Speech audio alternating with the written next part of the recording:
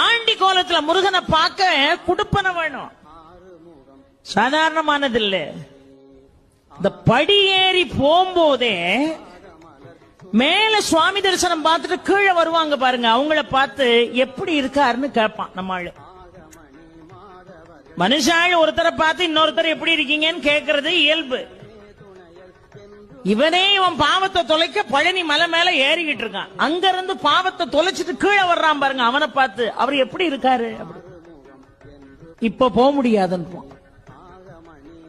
என்னமா அவர் ஆண்டி கோலத்துல இருக்காராம், உன் கதை அவ்வளவுதான். இவன் உடனே படி ஏறின பய கடகடன்னு கீழே இறங்கி வெளியே வந்துருவான். பழையபடி இட்லி சாப்பிட்டு காபி எவ்விய குடிச்சிட்டு பழையபடி ஏறுவான். ஒரு 2 மணி நேரம் கழிச்சு இப்ப எப்படி இருக்காரு, இப்ப போகலாம். அங்கிருந்து வர்றவன் என்னவா ராஜ அலங்காரத்துல இருக்கா, உடனே குடுகுடுன்னு அந்த